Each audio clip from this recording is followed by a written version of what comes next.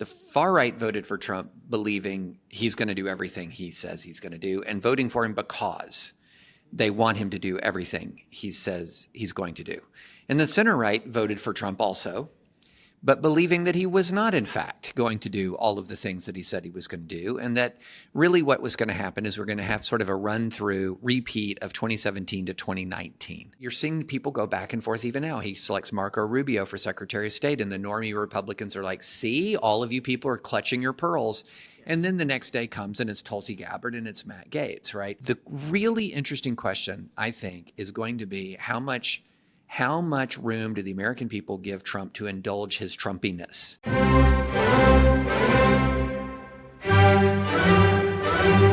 Welcome to Beg to Differ, the Bulwark's weekly roundtable discussion featuring civil conversation across the political spectrum. We range from center-left to center-right. I'm Mona Charen, syndicated columnist and policy editor of the Bulwark, and I'm joined by our regulars, Bill Galston of the Brookings Institution and the Wall Street Journal, and Damon Linker, who writes the Substack newsletter Notes from the Middle Ground. Linda Chavez is away this week, and in fact, this is a little bit of a different show because 4 of us are all in the same room. We are delighted to welcome 2 guests this week, New York Times columnist David French and Larry Diamond, professor at Stanford and senior fellow at the Hoover Institution. Larry's most recent book was Ill Winds: Saving Democracy from Russian Rage, Chinese Ambition, and American Complacency. Welcome, one and all. I guess saving democracy is a bit of a theme for many of us as we contemplate the last election. And so I'd like to begin with a little bit of a look back at what happened, about how and why Trump won, and whether we are seeing normal politics or something else. So, David French, I'll start with you. To what degree does this election seem to have been decided by the usual things that decide elections? In my view, almost entirely. Mm-hmm. If there's this brilliant analogy that my friend Sarah Isgur has about campaigning. She was a Republican campaign operative, was deeply involved in Republican campaigns for a long time, up through 2016. And she compares campaigning to curling, the sport of curling. And there is if you've ever seen curling every 4 years in the Winter Olympics, the way it works is there's this big 44-pound stone that goes down the ice. And then you have a small squad of sweepers. And these people are sweeping frantically in front of the stone to see if it'll go a little further or maybe turn a little bit more or less. But if the throw is bad, if the stone has the wrong momentum, the sweepers can't do anything about it. And so the point is, most elections, unless they're very, very, very, very close, are decided by the stone. The stone is the big fundamentals: president's approval rating, inflation, sense of economic well-being. These are all things that we've known have decided elections forever. But then after elections are over, we often then talk almost all about the sweeping. Did you go on Joe Rogan? Did you use Latinx too much? Did you, and so and one of the reasons why we talk about all the sweeping is because that's all very much in our control. You can say, well, Kamala Harris, had you only gone on Joe Rogan, maybe you would have won this thing. Or if you'd only decisively disavowed rather than just moving on from defund the police, if you decisively disavowed, that's all the sweeping. But if you look at the exit polling, it was an economy election again. And once again, and also if you look at the global situation, it was an incumbency loss of vote share very much in line with all the incumbent vote share losses around the world after COVID inflation hit. And I think the only difference here was that Kamala Harris thought she could throw a different stone, not the normal economics, inflation, but her stone would be democracy and rule of law. And it almost worked. It almost worked. But I think the bottom line is the thing that is, I think, most disappointing to a lot of people is that voters treated it like an ordinary election when it was actually not. But the explanation is they treated it like that ordinary election. Yeah. Larry Diamond, some people are saying, this was a normal election with very abnormal consequences. So the voters, thought, well, inflation is too high. I don't like certain things about the Democratic Party. It's too woke, whatever. But the results are really unprecedented. So how do you interpret it? Well, first of all, let me say I agree with David's analysis. And it is sobering that the electorate was not more moved by issues of democracy, but it's not abnormal when you look at other countries around the world. And so the consequences may not be abnormal when you look at other countries around the world. Yes, American democracy is much older, much more deeply institutionalized. I think we have stronger checks and balances, a stronger civil society.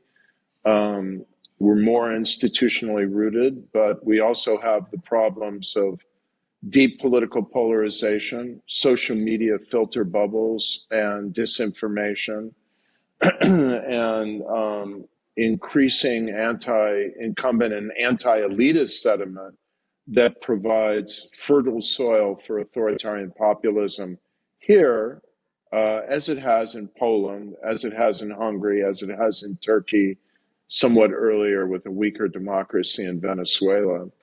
And so, the question we now need to ask ourselves, Mona, is how do you balance the strength and deep-rootedness over time of our institutions against the fragility, looking at the comparative experience, the anger of the electorate, and the expectation of the electorate that really what they want now is just Trump to deliver more affordable housing, higher wages, better grocery prices. Yeah, quite literally, people were saying that in the campaign.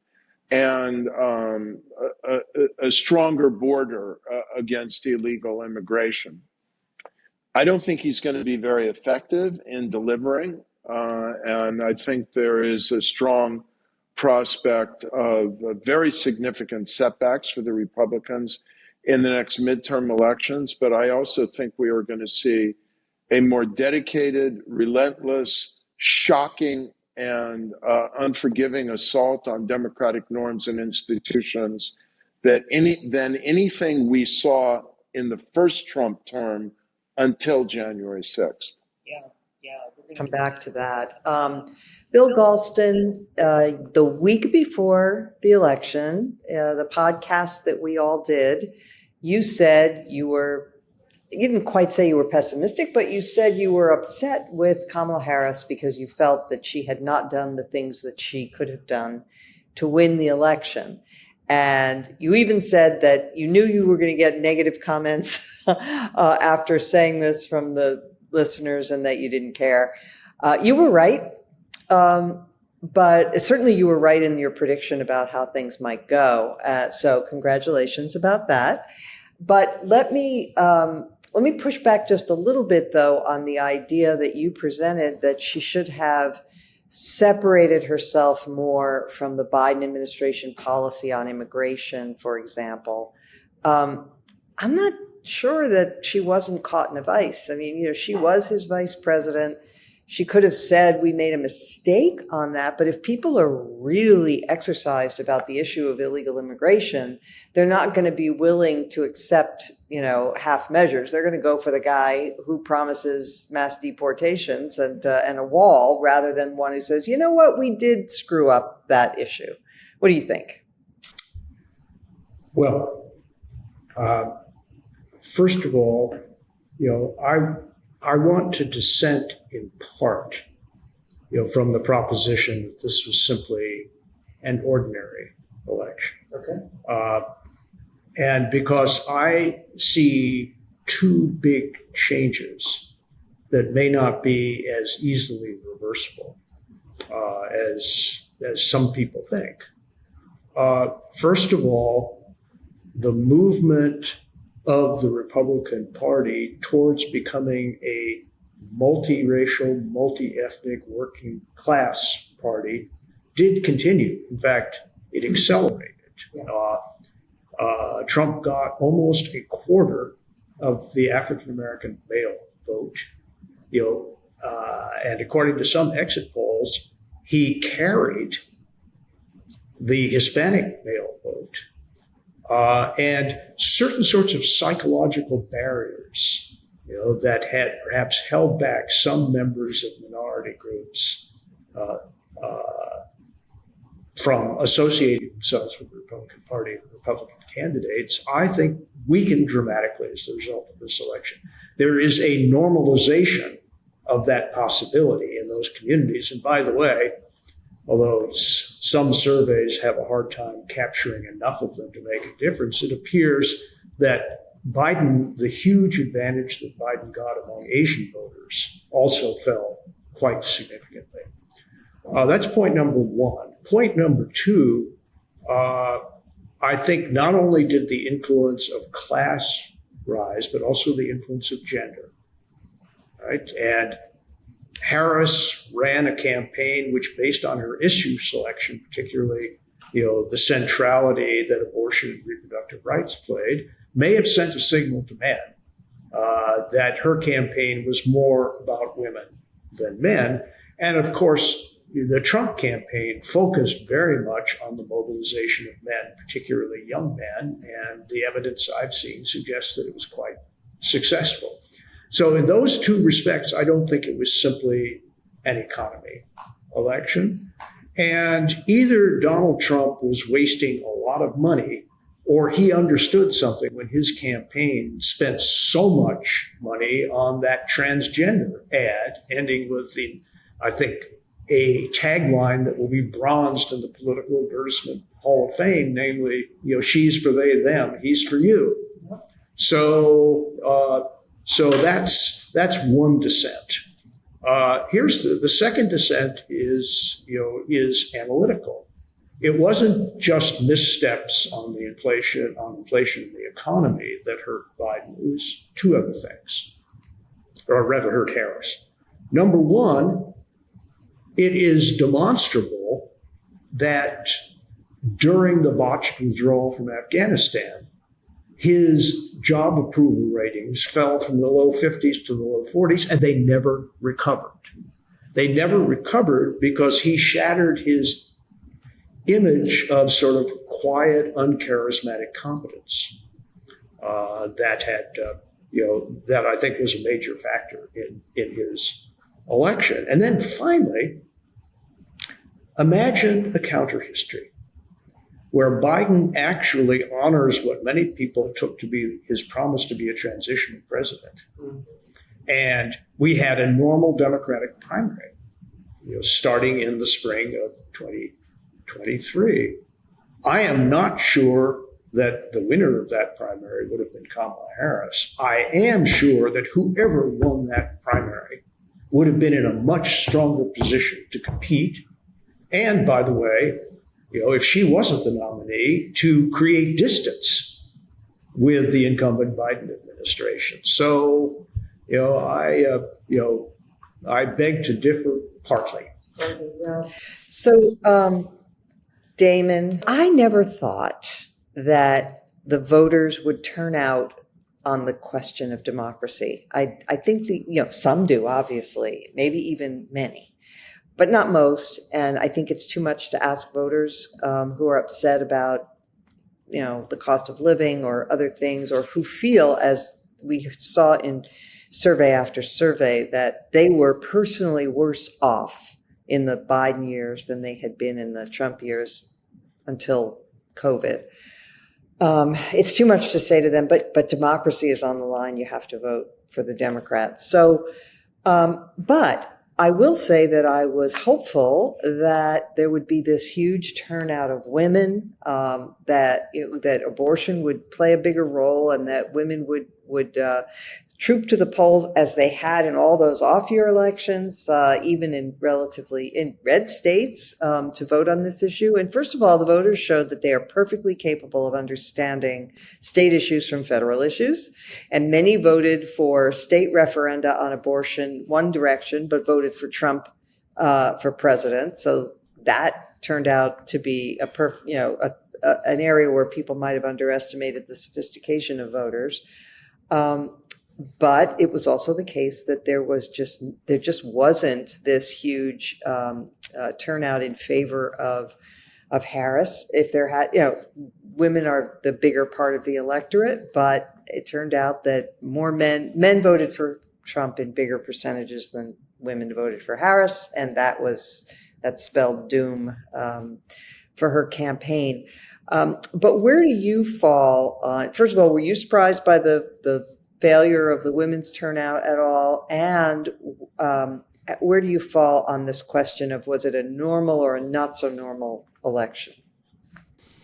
Well, on the latter question, first, I'm anything that I might have wanted to add to tweak what Larry and David were saying. I'm grateful that Bill said it all for me, and probably with more thoroughness than I could have mustered. So thank you, Bill. I agree that there are always these kind of background conditions that pertain, and then there are more proximal causes. And that is always true to some extent, and I agree with the analysis of what those background assumptions were. We do have all the data from other elections and democracies around the world, and incumbents are not doing well. But I also think, as Bill was indicating, that there are specific things to the American context that are troubling for those of us who very much did not want Donald Trump to prevail, let alone to prevail by winning the popular vote, which he has, not by a huge amount, but by about 1.4%. It'll probably end up being just under 50%. That's extremely troubling to me. And I assume we will get in the next segment to talk of nominations that have come from Trump this week. But there's a bad moon rising, my friends. This is very bad. I don't even know what to say about the question of the women's vote. I mean, women did vote. The turnout is down a little bit from 2020, but not by that much. It's just that Trump made appeals to other voters, and they showed up and they voted for him. And in the end, it came close. But I think Democrats were a little bit misled by the outcome of the 2022 midterm election. That was driven by a very strong vote among Democrats and women, although we also know that some of it was a result of the fact that the Republican electoral coalition has recently become much more inefficient than it has been, than it was in 2016, certainly, and even than it was in 2020, that Donald Trump has picked up a significant number of votes, but they are falling within districts in which it is not leading him to win. And so it appeared like at one level in 2022, like this, the Democrats totally swamped the Republicans, but actually the Republicans won the House vote. It's just that it didn't translate into getting more seats. They barely got just a few more seats, but they actually got a significant number of votes. If the votes had been allocated in an efficient way, they would have picked up more like 10 to 20 seats, which would have, validated the predictions that were out there from some about a red wave. And so I'm not at all saying that's somehow unfair. That's the way it works. I mean, the vote allocation shifts from election to election, and it's the same reason why the electoral college advantage for Trump has vanished in this election, where it's now almost back to around parity between the electoral college and the popular vote. And so, that's good for Democrats in the medium to long term. But I have to say, at this moment, after living through what we've already seen, after just a week and a couple of days since the results of this election, the midterm elections seem a very, very long way off.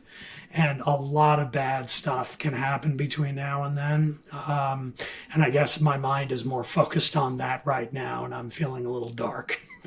Yep. No question that it's a very, very dark week in terms of the nomination. We will return to this in a moment after a word from our sponsor. Have you thought about a gift for yourself this year? One that has the power to help you grow, learn, and become a better version of you? Give yourself the gift of language by getting Babbel. Do you have a loved one whose native tongue isn't English? Why not impress them this holiday season by speaking their language? With Babbel, you can. You've heard the jingle bells. Have you heard the Babbel bells? They're the bells you'll hear when you learn a new language with Babbel. Babbel is so well designed and so easy to use that I used it, for example, when I was going abroad and wanted to brush up on my Spanish. And it is so intuitive, and also you're speaking back and forth to a native speaker, not live, obviously, but the machine knows how to listen to you and even correct your pronunciation. Plus, you get the reward when you are doing it correctly. It's very easy, very, very well designed. And here's a special holiday deal for our listeners. Right now, get up to 60% off your Babbel subscription, but only for our listeners at babbel.com/beg-to-differ. Get 60% off at babbel.com/beg-to-differ, spelled BABBEL.com/beg-to-differ. Rules and restrictions may apply. So David, you wrote a column saying about all those people who assumed, and there were lots of them, who assumed that when they were voting for Donald Trump that he wasn't going to do all that crazy stuff. Yeah. He didn't mean it. Yeah. How's that look now? I would define the center right versus the far right like this. The far right voted for Trump believing he's going to do everything he says he's going to do, and voting for him because they want him to do everything he says he's going to do. And the center right voted for Trump also, but believing that he was not, in fact, going to do all of the things that he said he was going to do, and that really what was going to happen is we're going to have sort of a run-through repeat of 2017 to 2019. And if you remember, 2017 to 2019 was a time of prosperity. Trump inherited a rising economy. He did not screw it up. It was a time when there was a defeat of ISIS on the battlefield in 2017. So exactly the opposite of what happened with Biden in 2021. And I would just note that having lost a war and then losing an election is a normal election dynamic. That's what I mean by normal election dynamics. But we should just footnote that and note that because of the deal that Trump made in the last year of his administration, he shares should share the blame for what happened. 9 people know that. I know. 9 people. Well, it's my podcast, and I get to say it. I know. I'm so glad. I'm glad you're saying it. Absolutely, because it's true. I mean, it's true. He negotiated a terrible deal, but if you're talking about normie Republicans, they look at 2017 to 2019 and they see economic boom, ISIS being defeated, good judges being nominated. And then for whatever reason, they totally gave Trump a pass for the crisis of 2020. They just totally gave a pass. And so I can't even tell you the number of people, like that dichotomy. I live in a very, very red district. My neighborhood is 85% Trump voters. So I'm around a lot. It's so funny when a lot of people think that because I work at the New York Times, I don't understand Trump voters. Wait, my friends and family, like I think I understand them. But that divide was absolutely giant. And right now what we're seeing, so you're seeing people go back and forth even now. He selects Marco Rubio for Secretary of State, and the normie Republicans are like, see, all of you people are clutching your pearls. And then the next day comes and it's Tulsi Gabbard and it's Matt Gaetz, right? And so the really interesting question, I think, is going to be how much room do the American people give Trump to indulge his Trumpiness? When the reality of the last multiple election cycles is that what we have seen is that the voters are discontent with the state of the country. They're discontent with the hollowing out of the middle class. They're discontent with a lot of things. They will vote and give by a very narrow majority, they will give one party control of the government. And it's kind of an accident of our system that just a very narrow majority can give you the whole thing. Right. parliamentary democracies, it's often you don't have that kind of dynamic in play. But in this circumstance, you get the whole kit and caboodle, and then everyone gets sort of drunk on their own, they're intoxicated by their own power, overreach, do all the things that like their base might want them to do, but the people who actually put them in office are just like, can somebody govern well here?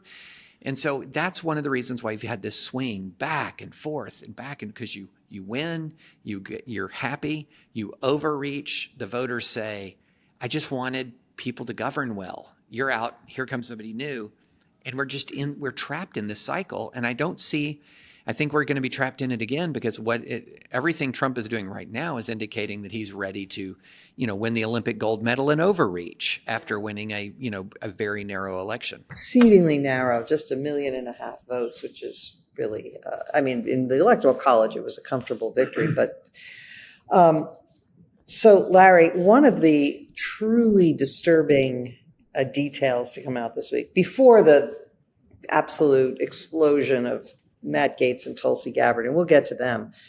But it was Trump's instruction because the Senate had to hold a leadership election, which is by secret ballot among the Republican senators. And he demanded, before they had their vote, that anybody who wanted to be the Republican leader had to concede up front that they would allow for recess appointments, where the Senate, this is a normal area where the Senate has, its own authority and they jealously guards its prerogatives. And Trump said, no, you have to agree up front. And so they all did. All the leading candidates for Republican leader did agree that they would not object to recess appointments. And so John Thune did get the nod. He was not the Trumpiest possible choice, but what's creepy about this story is it does suggest that Trump has a better feel for how to really turn the knobs and exercise true authoritarian power. What do you make of that? Well, I see with you and Damon, perhaps my colleagues, a pretty dark scenario. I think Trump is a bully in a classic authoritarian fashion. I think this dates well back to his days as a New York real estate mogul and businessman.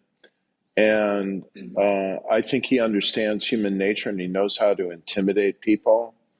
And not only through the surface vocabulary that we're hearing, there's an undercurrent of physical intimidation here in terms of people fearing violence against themselves and their families if they defy Trump and then have to go back to very red districts and states where there's a lot of armed people who fiercely identify with Trump and will follow his coded messages.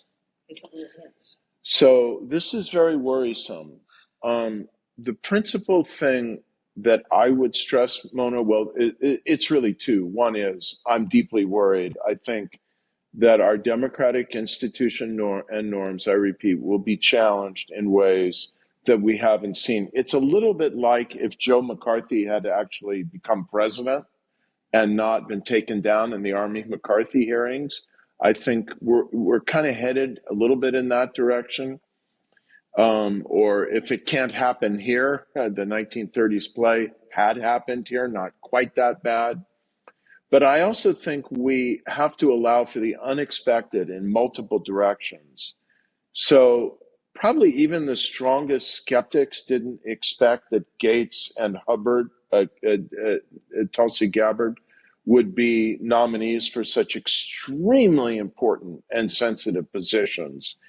But I can't predict right now whether they will actually be confirmed by recess appointment or otherwise for their jobs. I think we still have some degree of patriotism. I think Tulsi Gabbard is a manifest threat to the national security of the United States. People will stop sharing intelligence with the United States. Because Tulsi Gabbard is a sympathizer of Putin. of Assad and of autocrats around the world. She's incompetent in understanding these issues. I think she has relations with autocrats that would prevent her from getting a normal security clearance. And our allies in Europe, the Five Eyes, Britain, Australia, and so on, and our European allies, they're not going to hand over details of sources and methods of intelligence abroad if they don't have confidence in the leadership of the intelligence apparatus. Which endangers our national security. But let me underscore as well, it's one of the most important points that could be made right now, that if Trump tries to politicize the appointments and promotions of the military in an intensely partisan and ideological way, and in this respect, I think his nomination for Secretary of Defense may be about as worrisome as the Gaetz and Gabbard nominations.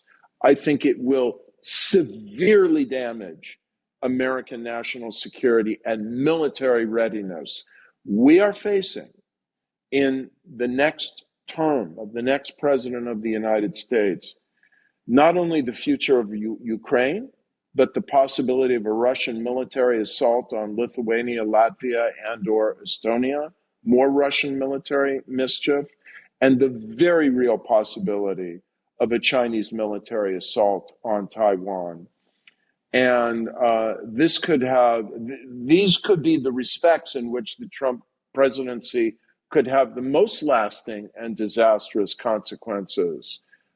So there's a lot to worry about, and I think we have to allow for uncertainty and maybe a rallying of a certain underlying degree of American patriotism in a responsibility sense that, we're not perhaps sufficiently accounting for in the moment. Bill Galston, Tulsi Gabbard exists in that alternate universe world where they traffic in all kinds of conspiracies, where they also happily, cheerfully put Russian propaganda out in the bloodstream of the country. So Tulsi Gabbard was one of the people who was putting out the Russian disinformation about American chemical weapons factories being built in Ukraine, or having already been built, et cetera. And that, and then also explaining that it was NATO encirclement that caused Putin to feel insecure. This is nothing short of staggering that this kind of person would be put. So the director of national intelligence is a post that was created during the war on terror. It's supposed to coordinate all of the 17 different intelligence agencies, the CIA, DIA, NSA, there are 17 of them. And the DCI sits at the very top and is supposed to coordinate all of this. And this person is someone who can't be trusted with our secrets. Well, I'm going to take that as a statement of fact with which I agree completely. But I would add that a game is being played for very high constitutional stakes in all of this. And what I have in mind is something that James Madison said, in the Federalist Papers, that the concentration of all powers in a single branch of government, is the very definition of tyranny, and quite possibly the prelude to it. What I'm seeing after 9 days, is a systematic effort to expand executive power, the power of the president. And I'm saying that not only because I think he's dead serious about bypassing the Senate's advise and consent powers, but also we've learned in the past 24 hours that he would like to severely restrict the House's power of the purse. He is prepared to argue, that the Budget and Anti-Impoundment Act of 1974 that creates the framework for the current appropriations process is unconstitutional, and that he wants to do exactly what Richard Nixon tried and failed to do, and that is impound money, prevent money from being spent that the House of Representatives and the Congress as a whole have already authorized. This is, if he succeeds in a power grab, to control both the appointments process and the power of the purse, then we have the very closest thing to an imperial presidency that we have seen in my lifetime, which has gotten to be very long. I am not confident that the Republican majorities in the Senate and the House are going to defend their prerogatives against a triumphantly reelected chief executive. As a matter of fact, if I were to bet on this, I would bet that they would look for ways of avoiding a confrontation with the president. And here's a little bit of Constitution 101, on the appointments power. I think everybody knows that, if the House and the Senate decide to recess for at least 10 days, then the president's recess powers can be put into effect. But what happens if the House says yes and the Senate, standing on its prerogatives, says no? That John Thune, the institutionalist, says, no, we're not going down that road.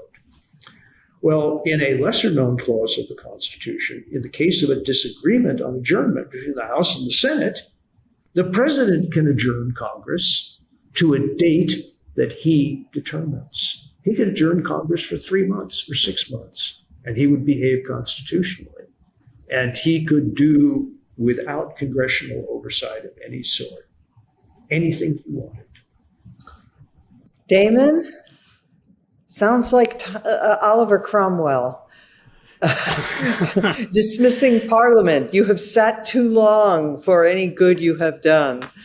Yes. Yeah, I mean, and that is what I meant when I said earlier that there's a bad moon rising. The fact that we are less than 10 days into the president-elect period. We are still over 2 months from this man actually becoming president again. And we are sitting here having these conversations about minutia in the constitutional text about all the ways that Donald Trump is going to attempt to rule as Caesar. Is unbelievably alarming. And I will add to the discussion about how the Senate is likely to respond. Will they jealously guard their authorities and powers? Well, Robert Costa, journalist this morning, tweeted out on the great website, soon to be state media, titled X, tweeted the following. What I'm hearing privately from a few GOP senators, yes, they'd prefer not to have a messy fight over Gaetz, not their favorite, but they also don't have a lot of energy for pushing back. Trump runs the show, they say. If Gaetz can reassure them, they're open to backing him, which, leads me to believe just for the pure Trumpian trollingness of it, I bet you Gaetz won't assure them and they will vote for him anyway. There is absolutely nothing I have seen since 2016 that leads me to believe that we're going to see the Republican majority in the Senate actually stand up and defy this. I just don't see it. We had 2 impeachments. We had a few people, including Mitt Romney, bless him, who is now departing the Senate, stand up to Trump. And then we had January 6th, and for a few blessed weeks, it seemed like they were turning on him, and they all came right back in the end, and they're all patting each other on the back since last Tuesday on this great win. Are they going to stand up to him? You know what I will say? The one thing we saw this week that gave me any hint of optimism was the fact that Trump put his chips on Rick Scott to be majority leader. And they defied him and made John Thune majority leader. They did it because they held the vote in secret. That's how you get around the physical threat problem, which I agree with Larry, and David, I know, has written about this as well. This is a really significant thing. In fact, Mitt Romney talked about it in McKay Coppins' excellent biography, the role of physical intimidation and keeping the legislature in line behind him. So, all right, if we're changing rules here, how about the Senate change the rules? Votes for advise and consent of presidential nominations will now be conducted in secret. That happens, maybe, just maybe, people like Tulsi Gabbard and Matt Gaetz and whatever his name is, Hegseth, Yes. Pete. Maybe they would go down. But, I see Bill shaking his head, and I'm sure there are a million reasons why it won't happen or shouldn't happen because of precedent and democratic accountability and so forth. And I get that. But, just an idea, because this was one case this week where, wow, they actually stood up to the guy and didn't give him what he demanded on a silver platter. And they did it because they didn't have to take personal responsibility for the vote. So Damon, that's a wonderful idea, and I really wish it could come to pass. But I will just point out that if they were to defeat the execrable Matt Gaetz, for example, for Attorney General, what would happen is that once having expended their political capital shooting down a Trump nominee, the next one, no matter who it was, he could pull somebody off death row and nominate him.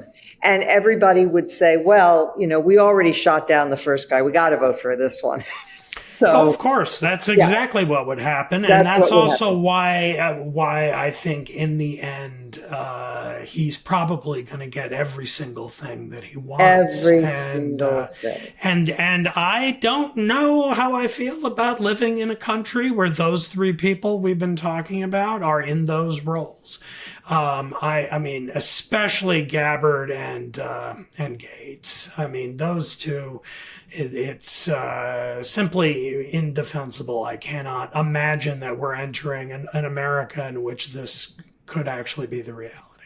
The holiday season is just around the corner, and we're all looking for ways to spend and stress less. HelloFresh makes mealtime nearly hassle-free with delicious, home-delivered, chef-crafted recipes that come together quick and are less expensive than takeout.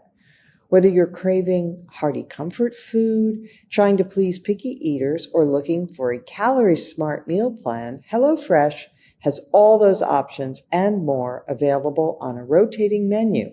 There are 50 different recipes to choose from every week. Step out of your recipe rut and make fun, flavorful meals without needing to hunt for specialty ingredients. And HelloFresh's pre-portioned ingredients mean less food waste. Plus, check out HelloFresh Market for over 100 add-on items like desserts, quick breakfasts, snacks, and a lot more. This month, they even have Thanksgiving items to help wow a crowd with minimal effort on your part. Not that anyone has to know. We found HelloFresh to be incredibly delicious and easy. Everything comes with instructions. There's a picture of what your ingredients look like and then what your final product will look like when you're finished. All of the ingredients are perfect. Never had a bruised tomato or a, one of those limes that's brown on the outside. Nope. They're always beautiful, colorful, and they just scream healthy. Get 10 free meals at HelloFresh.com/free beg to differ. Applied across 7 boxes, new subscribers only, varies by plan. That's 10 free HelloFresh meals. Just go to HelloFresh.com/free beg to differ. America's #1 meal kit. So David French, I mean, again, it's such a surreal world we're living in. I mean, the man who is the very likely next Attorney General in this TV game show host administration came this close to being indicted by the Justice Department for having sex with an underage girl. People say child. Apparently she was 17, so I don't want to give it completely mistaken, but it's still illegal. 17 is not 18. Anyway, he was about to, the ethics committee of the House was about to release its report about him. And funny, he resigned from the House last night just so that apparently, once you're no longer a member of the House, the committee can't release its report. So this is the one. He wore a gas mask on the floor of the House. He is about as awful a human being as it is possible to conjure. And Trump says, yeah, he's a son of a bitch, but he's my son of a bitch. Tell us about your views on Matt Gaetz. I mean, I do not often recommend reading Ben Dominic, but he wrote a piece that might be the most scathing thing I have ever read, talking about Matt Gaetz, using language that you would think, if you read it, that you're reading defamation because it's so over the top. But it is stuff that has been reported on publicly. It's talking about stuff that was the subject of the House ethics investigation. So look, let's just go. The bottom line is this guy barely practiced law. So he comes out of law school. He barely practiced law. Then he becomes a gadfly state legislator in Florida, becomes a gadfly state member of Congress, was known for showing... His dad is a big rich guy in Florida, right? Yeah, and he was known for showing pictures of nude women that he was allegedly sleeping with to his colleagues. At some on the point, floor of the Congress. on the floor of Congress. So at some point, you have to ask: is this the least qualified nominee for a cabinet post in the history of the United States? Just on the qualifications alone. I mean, he barely practiced law, has not distinguished himself as a legal mind at all in any way, shape, or form. But I will tell you this: I think what we're watching is, if this kind of behavior persists, is the beginning of the end. So I feel like we're talking a lot about permanent realignments and things like this. And I do think that there is something very real about the working class realignment towards the GOP, and very real about diminishing racial polarization in voting. I think that's all very, very real. I'm not sold on a permanent MAGA realignment, because I have not seen MAGA do well without Donald Trump. And I've also seen Donald Trump lose as the head of MAGA in a time of chaos when people did not believe their finances were getting better and things. So he's already moving into not 2017 Trump, he's moving into 2020 Trump right from the start. Yes. And 2020 Trump lost. Yeah. 2020 Trump was the deranged guy that people rejected in favor of a very old Joe Biden. Not exactly the most dynamic candidate. Exactly. So I feel like I'm getting a sense of deja vu here, that he's just rolling straight from 2021, pressed a pause button, and is now going to be into 2025, the same guy.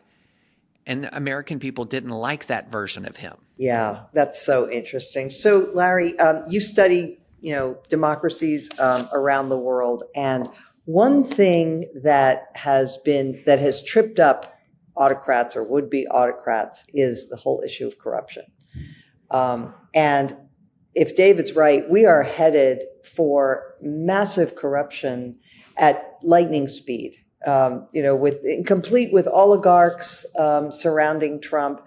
The very first test of this could be starting right in January or soon thereafter, where the tax cut is going to be up for renewal, and it's very heavily weighted toward the rich. Is this the kind of thing that is an Achilles heel for Trump, perhaps? It's a vulnerability, Mona. And if you look at what has led to the unraveling of similar authoritarian projects, for example, in Poland, under the Law and Justice Party, what nearly defeated Erdogan in his re-election bid for president in Turkey in 2023, and led to massive gains in the off-year local elections in Turkey in 2024, was very much the corruption and crony capitalism that had been building up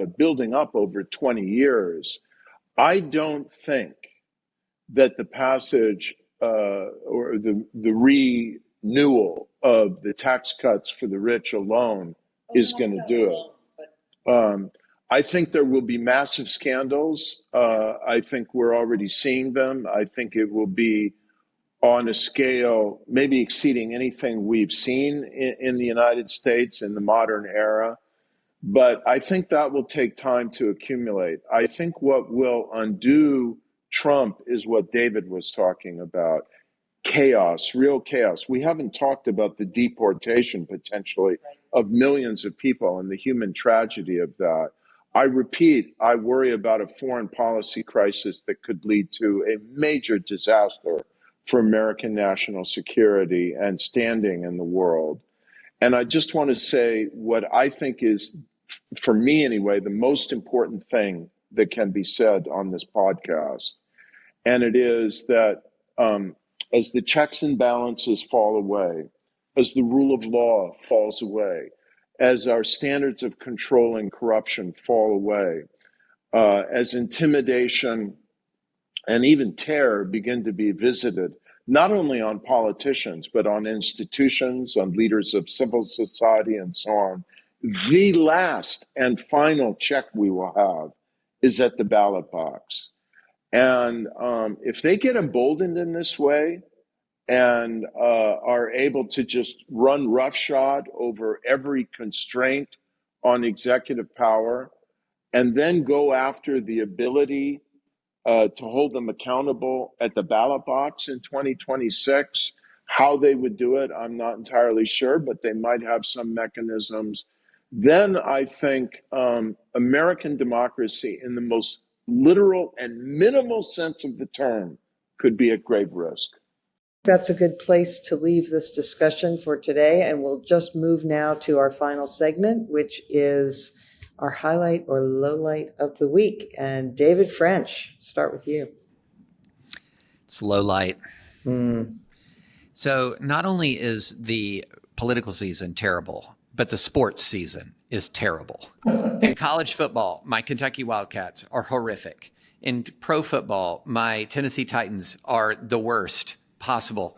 In NBA basketball, I'm a big Memphis Grizzlies fan. Our record is fine, but Ja Morant just got hurt again and is week to week. Can I catch a break here, Mona? So I'm still hopeful. The NBA season is young. The NFL and the college football seasons are just written off in my mind. NBA season is still young, but it's a grim time in the wide world of sports. I wish you strength. Thank you. Yes. I need it. Damon Linker. Well, my low light of the week will be a little bit of a story for you. I made a little crack about Twitter/X being state media, which I think it technically will be when, Elon Musk is the DOJ or whatever you're going to call this outside the government advice and thing to the Office of Management and Budget. But I still am on that platform. And this week, I'm going to say, had my biggest tweet ever. Total viral tweet. It's still going strong. It has 80,000 likes, 6 million impressions so far. What was it? Well, some right-wing account put up an absolutely gorgeous photograph of Pete Hegseth, I have trouble with his name, with a beautiful blonde woman and 7 adorable kids crawling on the grass around their feet.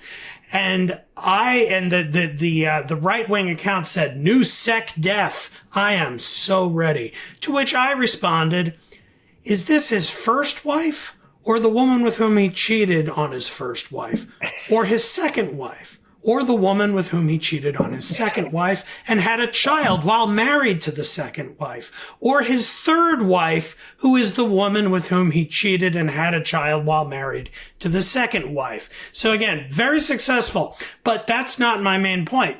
The thing that has happened, because this has gone so viral, I have received thousands upon thousands of enraged MAGA comments, which has been both very interesting and extremely distressing, because literally thousands of them respond with some version of, oh, Democrats care now after JFK and Clinton about this kind of behavior. So what? In other words, we've seen it a million times, but to see it over and over again, this completely defective moral reasoning that you guys do this terrible thing, therefore it's good when our guys do it. That is at the core of what happens when your moral reasoning gets corrupted by whataboutist comparisons. And you become utterly incapable of making a moral judgment of your own about yourself. And that, I think, lies at the center of a lot of the horrible stuff we've talked about on this very episode. That is a great observation. I think there are two people, at least at this table, who approved both of Bill Clinton's impeachment and Trump's impeachment. Is that right, David? Yeah. Yeah. There's at least one here. Yeah, there's two. Larry Diamond. So I'm sorry to revisit this, but if Saturday Night Live had done a skit in which Trump was nominating Matt Gaetz to be Attorney General and Tulsi Gabbard to be Director of National Intelligence, it would have been hilarious, right? We would have laughed really hard. It's completely absurd. I mean, let's just look at it, stand back and just look at it from that angle. So I'll leave you with this kind of personal vignette. The other day, I was doing a online program with one of our friends who's a very prominent and respected lawyer and legal expert from longstanding stature in the Republican Party. And toward the end of this session, the news came on the line that Trump had announced the appointment of Gaetz, the nomination of Gaetz as Attorney General. And I did something so unfair to him. I really still regret it. I posed the question that people were posing in the chat. So what do you think about Matt Gaetz just being announced as Trump's appointment for Attorney General? And our dear friend, I think you know who I'm talking about, the poor man, I will never be able to apologize enough to him, just had a look on his face that said it all, of horror, astonishment, and just being without a comment. I mean, it's beyond comment. I learned about it by opening my phone. I was just going to take a quick glance and was in a meeting with a bunch of other people and gasped so audibly that people said, what? Like, has someone died? I mean, it was, yeah. It was in that genre. Yeah. Okay, Bill Galston. Well, I have a highlight. You'll be happy to hear. I opened my phone, I can't remember whether it was yesterday or today, and I read the following headline. The Onion wins the bidding war for Alex Jones' InfoWars. And I said to myself, this must be a headline from the Onion. But it wasn't. It was the mainstream media accurately reporting, the outcome of this sort of bankruptcy auction. We've got to a point. We just can't make this stuff up. You can't make it up. And I pity the poor fiction writers. They're going to be leagues behind what's actually happening. Oh, gosh. Yes. All right. Well, in light of our grim situation, which in my heart of hearts, I do believe eventually will get better because I'm at heart an optimist, which I didn't realize until the Trump era that I thought I was a pessimist, but in the end, it turns out that no, I'm not. So anyway, that's neither here nor there. My point is I have a highlight, and it is the season 2 apparently has dropped of the show Bad Sisters, which was one of the most entertaining series I've ever watched. It's about a complete jerk who gets his comeuppance. And that's the whole first season. Fantastic acting. It's an Irish show. I don't know how they're going to possibly match it for season 2. The guy's already, well, I can't say that without it being a spoiler, but I'm really looking forward to it and hope that it lives up to the way it was. Hope the second season lives up to the first.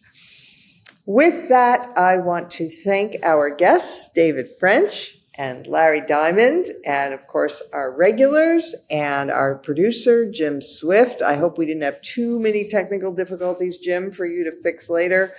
And of course, our viewers and listeners, we thank you, and Beg to Differ will return next week as every week.